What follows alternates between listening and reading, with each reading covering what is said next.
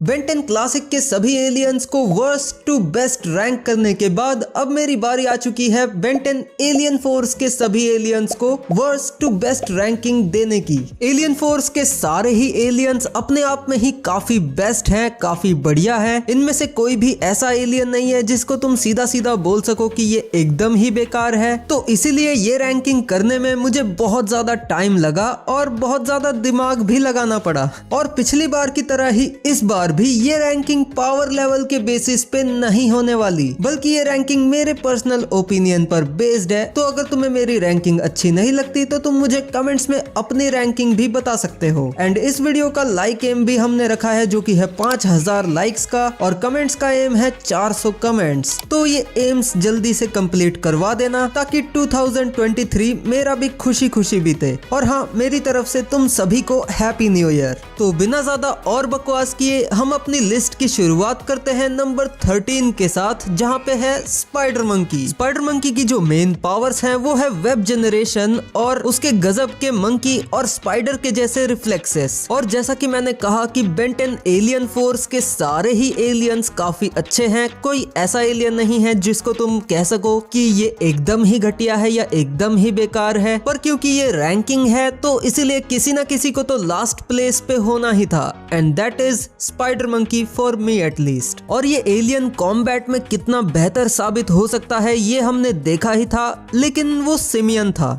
ना कि बेन का स्पाइडर मंकी। नंबर 12 नैनोमैक। अब नैनोमैक को बेन 10 एलियन स्वॉर्म यानी कि जब नैनोमैक का इंट्रोडक्शन करवाया गया था तब तो उसे काफी कूल और काफी बैडएस दिखाया गया था, लेकिन अल्टीमेट एलियन और ओमनीवर्स में जाके उसे जैसे मजाक ही बना दिया। आई मीन ये लिटरली बेन का सबसे छोटा एलियन है जो कि अपने साइज को और भी ज्यादा छोटा कर सकता है और मशीनों के अंदर जाके उन्हें खराब कर सकता है। हाँ, मानता हूँ कि वो ग्रे मैटर भी कर सकता है, लेकिन नैनोमैक ये उससे बेहतर तरीके से कर सकता है due to his size alteration and flying ability. और अच्छे खासे पावरफुल बायो इलेक्ट्रिसिटी ब्लास्ट को भी शूट कर सकता है। एंड क्योंकि इस एलियन को ओमनिट्रिक्स ने क्रिएट किया है तो इसलिए ये एलियन और भी ज्यादा यूनिक हो जाता है और इसे और स्क्रीन टाइम देना चाहिए था। पर मैंने नैनोमैक को नंबर 12 पर इसीलिए रखा क्योंकि अल्टीमेट एलियन और ओमनीवर्स में इसका मजाक बना दिया गया था और एलियन फोर्स के बाकी सारे एलियंस के कंपैरिजन में ये काफी वीक भी है।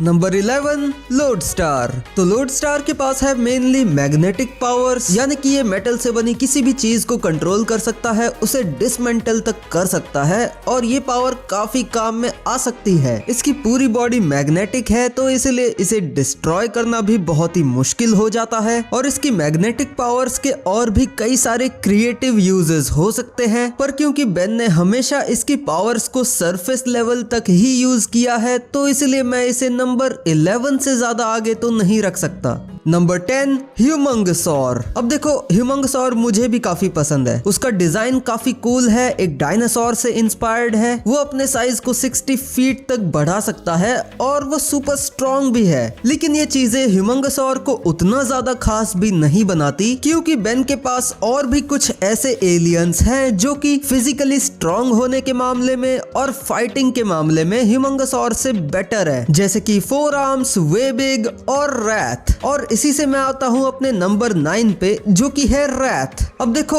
रैथ भले ही स्ट्रेंथ के मामले में ह्यूमंगसॉर से कम हो, लेकिन as an overall alien Rath Humungousaur से काफी इंटरेस्टिंग है। रैथ का फाइटिंग स्टाइल है रेसलिंग, और रेसलिंग भला किसको पसंद नहीं होगी। पर जब रैथ लड़ नहीं रहा होता है तब भी वो ऑडियंस को सिर्फ अपनी बातों से ही एंटरटेन कर देता है, और हाँ, वो दिमाग से पैदल भी है। Number 8 Goop. गूप की पूरी बॉडी स्लाइम की बनी हुई है और ये अपने शेप को बहुत आसानी से चेंज कर सकता है, अपने साइज को बहुत आसानी से चेंज कर सकता है। इसे नुकसान पहुंचाना भी बहुत ही मुश्किल है और ये बहुत ही डेंजरस एसिड को भी प्रोड्यूस कर सकता है जो कि लगभग किसी भी चीज को पिघला सकती है। एंड इन सभी को मिलाकर गूप एक प्रिटी अनस्टॉपेबल एलियन बन जाता है, लेकिन जो इसकी सबसे बड़ी कमजोरी है वो है इसका एंटी ग्रेविटी प्रोजेक्टर, जो कि वैसे तो गूप को अर्थ की ग्रेविटी में मूव करने में मदद करता है और इसे as a sharp cutting weapon की तरह भी यूज किया जा सकता है। पर अगर कोई इस एंटी ग्रेविटी प्रोजेक्टर को ही अपना निशाना बना ले या फिर इसे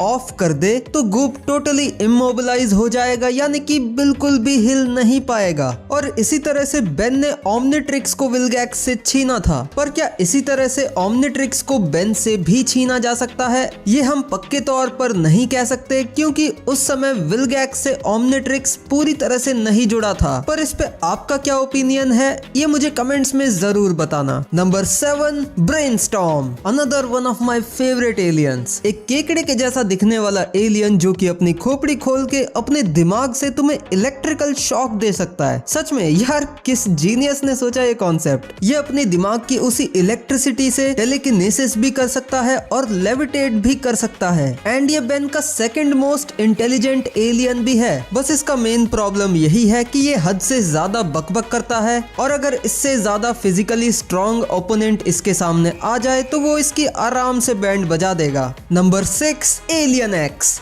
क्या मैंने कहा था ना कि यहाँ पे मैं पावर लेवल के बेसिस पे रैंकिंग नहीं कर रहा, तो फिर मैंने एलियन एक्स को इतना नीचे क्यों रखा? वेल, एलियन एक्स काफी बढ़िया एलियन है, मैं मानता हूँ। वो काफी पावरफुल है, वो कुछ भी कर सकता है। और बेंटेन ओमनिवर्स में तो बेन को एलियन एक्स का कंट्रोल भी मिल चुका था। बेन ने यूनिवर्स को रिक्रिएट कर दिया था, गैलेक्टिक ग्लैडिएटर से फाइट करी थी और ब्ला ब्ला ब्ला ब्ला। और क्योंकि एलियन एक्स इतना ज्यादा ओवर पावर्ड है, इसीलिए बेंटेन की पूरी फ्रेंचाइज में हमें एलियन एक्स के अपीयरेंसेस बहुत ही कम देखने को मिले हैं। एलियन फोर्स और अल्टीमेट एलियन में तो बस एक एक एपिसोड में ही देखने को मिला था, क्योंकि अगर छोटे मोटे काम के लिए बेन एलियन एक्स का यूज करेगा तो फिर मजा नहीं आएगा। जब कोई ऐसा काम हो जो कि एलियन एक्स के अलावा कोई और नहीं कर सकता, तब ही एलियन एक्स के आने और उसे देखने में मजा आता है। और ऐसे मोमेंट्स सीरीज में हमें बहुत ही कम देखने को मिले हैं। और एलियन एक्स को लेके सबसे बड़ी प्रॉब्लम जो मुझे लगती है वो है बेन को एलियन एक्स का कंट्रोल मिल जाना। और ये प्रॉब्लम तुम्हें ऑडियंस के पर्सपेक्टिव से नहीं दिखाई देगी, बल्कि राइटर के पर्सपेक्टिव से देखोगे तो तुम्हें ये प्रॉब्लम साफ दिखाई देगी कि एलियन एक्स की जो इकलौती लिमिट थी वही सेरिना और बेलिकस वाली, अगर उसे ही हटा दिया जाएगा तो एलियन एक्स के अराउंड स्टोरी लिखना, उसे स्टोरी के अंदर इंटीग्रेट करना या फिर लॉजिकली उसे स्टोरी से बाहर रखना बहुत ही मुश्किल हो जाएगा नरेटिवली। एलियन एक्स की इसी प्रॉब्लम को डिटेल में समझाते हुए मैं एक अलग वीडियो बनाऊंगा, मुझे थोड़ा समय दो। पर तब तक क्या एलियन एक्स का कंट्रोल बेन को मिलना चाहिए था या नहीं मिलना चाहिए था? आपका इस पे क्या ओपिनियन है, ये मुझे कमेंट्स में जरूर बताना। मुझे पता है ज्यादातर लोग ऑडियंस के पर्सपेक्टिव से ही सोच के आंसर देंगे, विच इज कम्प्लीटली फाइन। मैं उसे भी अपनी वीडियो में इंक्लूड कर लूंगा। एनीवेज, अब आगे बढ़ते हैं नंबर 5 की तरफ, जो कि है बिग चिल। बिग चिल की मेन पावर है उसकी आइस जनरेशन और उसकी गोस्ट लाइक एबिलिटीज, यानी कि कह सकते हैं कि वो आर्टिक गुआना और गोस्ट फ्रीक का काइंड ऑफ मिक्सचर की तरह है, जिसे पैक किया गया है एक बढ़िया से कूल से डिजाइन के साथ। That's it. Number 4, chroma stone. अगर फीडबैक एग्जिस्ट नहीं करता तो बेन के पास एनर्जी एब्जॉर्प्शन के लिए सबसे ज्यादा बेस्ट चॉइस जो रहती वो क्रोमा स्टोन ही होता। हाँ, माना कि ये फीडबैक की तरह अनलिमिटेड एनर्जी तो एब्जॉर्ब नहीं कर पाएगा, लेकिन एक काफी बड़ा अमाउंट ऑफ एनर्जी तो एब्जॉर्ब कर ही सकता है, जिसे ये कलरफुल बीम्स की फॉर्म में एज एन अटैक इस्तेमाल करता है। और तो और सिर्फ इतना ही नहीं, बल्कि ये एनर्जी को रीडायरेक्ट भी कर सकता है, हवा में फ्लाई कर सकता है, इसकी स्ट्रेंथ भी अच्छी खासी है। और बेंटेन ओमनिवर्स में इसे ना के बराबर ही दिखाया गया था, जो कि इस एलियन के साथ एक बहुत बड़ी नाइंसाफी है। नंबर 3, एको एको के अल्टीमेट फॉर्म की अगर हम बात ना भी करें, जो कि वैसे बड़ा ओपी है, तो भी उसका नॉर्मल फॉर्म यानी सिर्फ एको भी काफी बढ़िया एलियन है, जिसकी सोनिक स्क्रीम्स काफी पावरफुल है, जो कि तुम्हें बहरा तो बना ही सकती है, लेकिन साथ ही साथ तुम्हें फिजिकल डैमेज भी दे सकती है। एंड एको की क्लोनिंग एबिलिटी भी बेन के सभी एलियंस में से सबसे ज्यादा बेहतर है। And basically echo is a far far far far far superior version of Ditto and Blitzwolfer combined। Number 2, जेट्रे। अब जेट्रे बेन के one of the best flying type aliens में से है, जिसके पास है पावरफुल न्यूरोशॉक ब्लास्ट्स जो कि किसी ऑर्गेनिक बीइंग के नर्वस सिस्टम को ब्लॉक कर सकते हैं, और सोनोरोसियन यानी कि एको को तो ये वन शॉट में ही डिस्ट्रॉय भी कर सकते हैं। इसे हीट से ज्यादा फर्क नहीं पड़ता, इसे इलेक्ट्रिसिटी से भी ज्यादा फर्क नहीं पड़ता, ये स्पेस में भी सरवाइव कर सकता है और अंडर वाटर भी ये उतना ही कारगर है जितना कि हवा में। ये हाइपर स्पेस में भी एंटर कर सकता है, या यूं कहूं कि लाइट की स्पीड से ट्रैवल कर सकता है, जिससे कि ये बेन का सबसे फास्टेस्ट एलियन भी बन जाता है। और इसकी फिजिकल स्ट्रेंथ भी इतनी ज्यादा अच्छी है कि एक वेक्सेसोरियन को भी आराम से उठाकर उड़ सकता है। और बेन 10,000 ने जेट्रे की पावर इस्तेमाल करके ही रस्ट बकेट 3 को हवा में ही कैच किया था और उसे लैंड भी कराया था। पर नंबर 1 पे मैंने जिस एलियन को रखा है वो है swarm fire. Swarm fire plant life को कंट्रोल कर सकता है। उसकी बॉडी से जो मीथेन गैस प्रोड्यूस होती है उसे इग्नाइट करके यानी कि उसे जला के वो फायर अटैक्स भी कर सकता है, हवा में फ्लाई कर सकता है, अपने सीड फेंक कर जमीन से वाइन्स को जनरेट कर सकता है, फर्टिलाइजर गैस और स्लीपिंग गैस को भी प्रोड्यूस कर सकता है। उसकी स्ट्रेंथ भी कमाल की है, जहां पर एक बार उसने अकेले ही पूरे एक डीएनए एलियंस के वेदर टावर को गिरा दिया था। एलियन फोर्स में स्वॉर्म फायर ही बेन का गो टू एलियन था। इसका डिजाइन भी काफी अच्छा है जो कि ओमनीवर्स में जाके और भी अच्छा हो गया था। एंड इसकी एक्सेप्शनल रीजनरेशन एबिलिटी को कैसे भूल सकते हैं। इसके चलते ही तो हमें बेन 10 में कई बार ऐसे ब्रूटल सीन्स देखने को मिले हैं स्वॉर्म फायर के साथ। वैसे बेन 10 में ब्रूटैलिटी को कैसे हैंडल किया गया है इस पे भी मैं एक डेडिकेटेड वीडियो बनाने का प्लान कर रहा हूँ। मुझे बस थोड़ा सा टाइम चाहिए, वो वीडियो भी जल्द ही आ जाएगा। और वापस आए अगर स्वॉर्म फायर पे, तो यही सारी चीजें स्वॉर्म फायर को बेस्ट बनाती है।